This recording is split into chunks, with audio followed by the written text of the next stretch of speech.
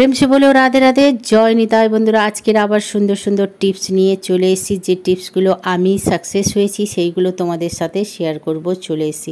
কড়াইতে লবণ দিলে কি উপকার আছে, চালে লঙ্কা দিয়ে একবার ট্রাই করে দেখুন। জলের মধ্যে তেল দিয়ে চাল ঢেলে দেখুন, ভাত দারুণ হবে ঝুরঝুরে। তাহলে একবার ট্রাই করে দেখতে পারো। কড়াইতে বাদাম দেওয়ার পরে জল ঢেলে দাও, তারপরে দারুণ একটা রেসিপি রেডি হয়ে যাবে। এই বৃষ্টি বাদলের দিনে চিনিতে চাউল দিয়ে দেখো, দারুণ একটা চমৎকার উপকৃত হবেন। তাহলে চলো আজকের ভিডিওটা শুরু করা যাক।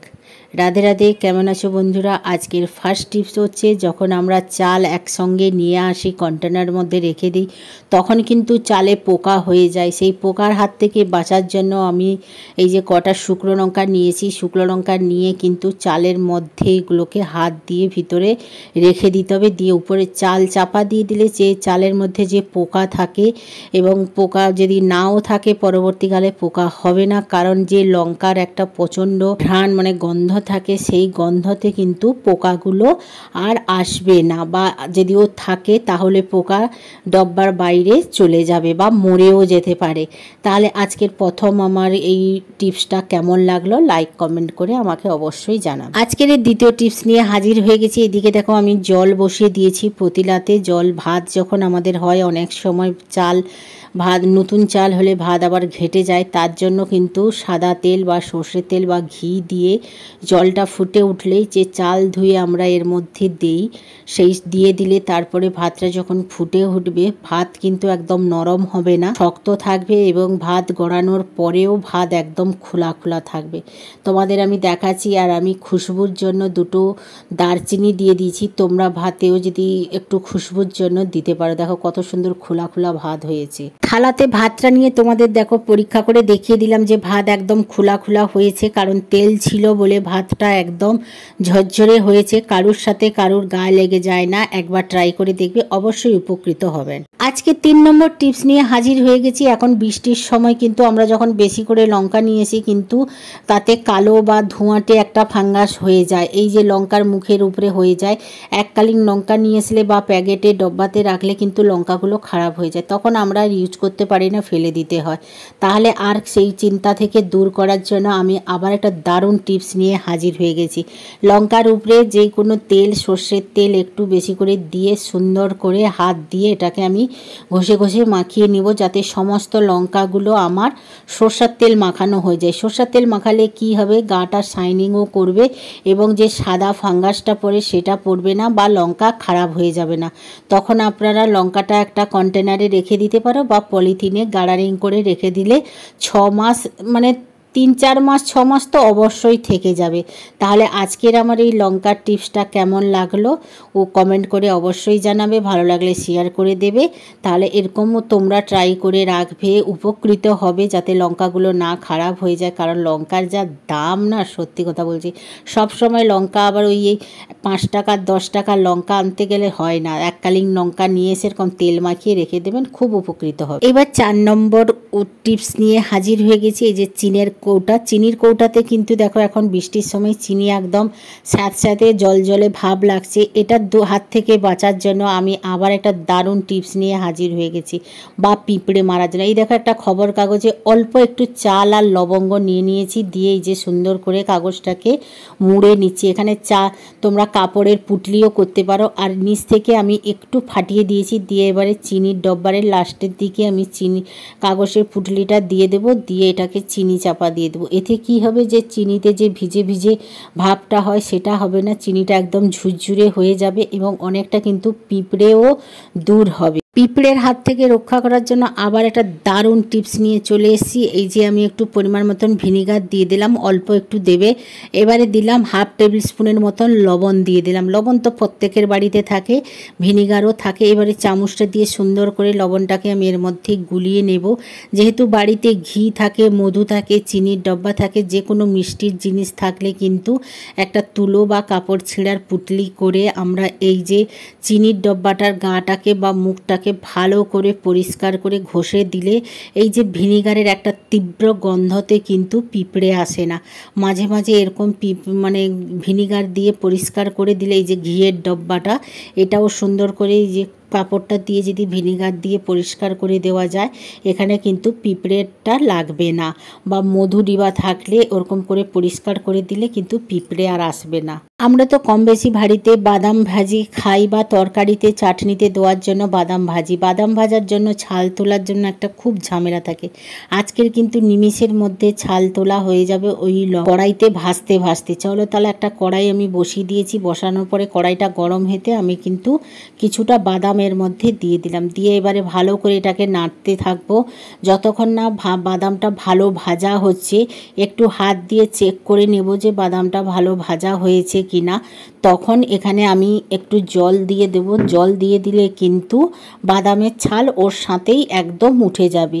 এই যে আমি একটু অল্প করে একটু জল এখানে দিয়ে দিলাম, জল দেওয়ার পরে কিন্তু ভালো ভাজা হলে দেবে। আমি এখানে না হলে কিন্তু তোমরা একটু ভালো করে ভাজা হয়ে গেলে তখন কিন্তু একটু জল ছিঁচা মারলে একদম গা থেকে সমস্ত ছালগুলো উঠে যাবে। এই দেখো বন্ধুরা কত সুন্দরভাবে ছালগুলো অনেকটা উঠে এসছে। ওই যে প্রথম বলেছিলাম না একটু আমার একটু ভুল হয়ে গেছিলো, ভালো ভাজা হয়নি, তখন একটু জল দিয়েছিলাম বলে একটু সময় দেরি লেগেছে। এবার দেখো খুন্তি দিয়েই নাড়লেই কিন্তু ছালগুলো এরকম করে বেরিয়ে যাচ্ছে। তারপরে একটু ঠান্ডা কমে গেলে তারপরে হাত দিয়ে রগড়ে দিলেই কিন্তু সব বাদামগুলো ছাল তুলে যাবে। এই দেখো খুন্তি দিয়ে তোমাদের দেখাচ্ছি কি করে বাদামটা ছাল একদম তুলে যাচ্ছে। এইভাবে আপনারাও একবার ট্রাই করে দেখবেন, অবশ্যই উপকৃত হবে। ছাল ছাড়ানোর জন্য আর এত ঝামেলা হবে না, কড়াইতেই সমস্ত বাদামের ছালগুলো উঠে যাবে এবং নিমিষের মধ্যে একটু ঝাড়া দিলেই সমস্ত নোংরাগুলো বেরিয়ে চলে যাবে। আর কেমন লাগলো অবশ্যই কমেন্ট করে জানাবে। তোমরাও একবার ট্রাই করে দেখো। আমি 100 বার বলেছি না, যতগুলো আমি টিপস তোমাদের সাথে শেয়ার করি সেগুলো আমি উপকৃত হয়েছি তাই তোমাদের সাথে শেয়ার করি। তোমরাও যাতে আমার বন্ধুরাও নিমিষের মধ্যে বাদাম ছাড়াতে পারবে বা কোনো কাজ করতে পারবে, সবটুকু নিজে আগে প্রয়োগ করি তারপরে তোমাদের সাথে শেয়ার করি। এইবার দেখো কত সুন্দর আমার বাদামটা ভাজা হয়ে গেছে। দেখো হাত দিতেই ছালগুলো একদম নিমিষের মধ্যে উঠে যাচ্ছে। তোমরাও এরকম ট্রাই করে দেখবে, অবশ্যই উপকৃত পাবে। উপকৃত পেলে অবশ্যই আমাকে কমেন্ট করে জানাবে। আর তোমরাও এরকম বাদাম কিন্তু ভেজে একসঙ্গে স্টোর করে একটা কন্টেনারে রেখে দিতে পারবে, যখন খেতে ইচ্ছে করবে তখন আপনারা বাটিতে নিয়ে খেতে পারবেন। বাজার থেকে আর ছিলকাওয়ালা কেনার দরকার নেই। এইভাবে বাড়িতে অল্প একটু জল দিয়ে বাদাম যদি ভাজানো যায় তাহলে আর ছাল তোলার কোনো কষ্ট হবে না। তাহলে আজকের আমার এই যে একটা কড়াই নিয়েছি, কড়াইয়ের পিছনে আমরা যখন রান্না করতে যাই অনেক সময় তেল চিটচিটে হয়ে যায়, কালো হয়ে যায়, যেমন মাছ ভাজতে বা চপ ভাজা তেলে ভাজা কিছু করতে গেলে কড়াইয়ের পিছনে কিন্তু অনেকটা কালি বসে যায় বা তেল কষ বসে যায়, তখন খুব কষ্ট হয় ঘষতে। তাই আজকে তোমাদের জন্য দারুণ একটা টিপস নিয়ে হাজির হয়ে গেছি। এটা কি বলো তো, লবণ।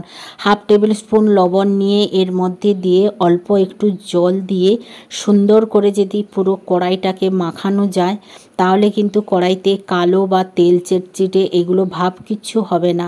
আর যদিও বসে একদম নিমিষের মধ্যে কিন্তু একদম উঠে যাবে। এবার আমি অল্প একটু জল দিয়ে সুন্দর করে পুরো কড়াইটাকে আমি মাখিয়ে দিলাম। মাখানোর পরে কড়াইটা আমি গ্যাসের মধ্যে বসিয়ে তোমাদের রান্না করে দেখাবো যে কড়াইটার একটু পিছনে কালো পড়বে না। আমি এই যে কড়াইতে তেল দিয়ে দিয়েছি, দিয়ে এই যে ফোড়ন মশলা আলু দিয়ে আমি এটাকে কষিয়ে নিয়েছি। এখানে কি বানাচ্ছি বলো তো, সাবুদানার খিচুড়ি বানাচ্ছি, কারণ এখন আমাদের বাড়িতে ফাস্টিং চলছে, তো তাই আমরা সাবুদানার খিচুড়ি বানাচ্ছি। আর এইটা হয়ে গেলে তোমাদের আমি ট্রাই করে দেখিয়ে দেবো যে এই দেখো আমার খিচুড়ি বানানো হয়ে গেছে, আমি নামিয়েও নিয়েছি। আর এবার দেখো আগুনের লবণটা কিভাবে সাদা হয়ে গেছে, আমি বেশি মোটাও করে দেইনি। এবার বেসিনের মধ্যে দিয়ে দিলাম, কড়াটা ঠান্ডা হতে। এবারে নলটা খুলে তোমাদের ঘষে দেখিয়ে দিচ্ছি।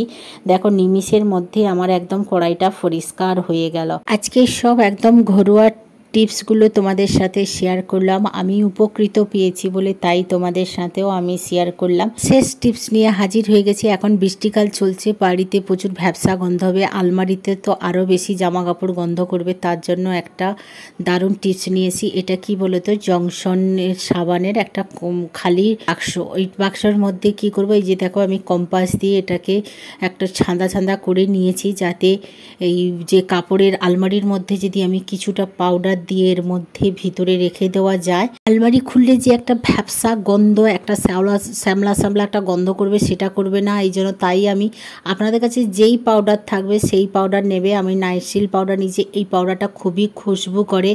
এই যে বাক্সটার মধ্যে আমি নিয়েছি, হাফ ডাব্বা মতন নিয়েছি। নিয়ে এটার এবারে কভারটাকে আমি বন্ধ করে দেব। তোমরা শ্যালো টেপ দিয়ে বন্ধ করতে পারো বা একটু ফেভিকল দিয়ে বা ফেভিকুইক দিয়ে করে দিতে পারো। আমি একটু ফেভিকুইক দিয়ে এই মুখটাকে বন্ধ করে দেবো। এই যে ফেভিকুইক নিয়ে আমি এখানে বন্ধ করে দিলাম। তোমরা শ্যালো ট্যাপ দিয়েও এটাকে চিপকে দিতে পারো যাতে পাউডারটা এককালে পড়ে না যায়। এবার চলো আলমারির মধ্যে এটাকে রেখে দেবো। এই সাইডটা যেহেতু আমার ফুটো করা নেই, ওই সাইডটা নিচে রাখবো। আর এই যে ফুটোর ভাগটা উপরের দিকে রাখলে তাহলে একটা আলমারিটার মধ্যে খুব সুন্দর সেন্ট হবে। এই যে আমি এই জায়গাটায় রেখে দিলাম, কাপড়ের মাঝখানটায় রেখে দিলাম। যখন আমরা আলমারিটা বন্ধ থাকবে বা খুলবো তখন একটা দারুণ একটা সেন্ট বেরোবে, তখন ঘরটা একদম মম করে হবে, মনটাও খুব ভালো লাগে। তাহলে আজকের লাস্টের টিপসটা তোমাদের কেমন লাগলো? ভালো লাগলে লাইক শেয়ার কমেন্ট করে দেবে। তাহলে আজকের মতন টাটা বাই বাই, জয় নি।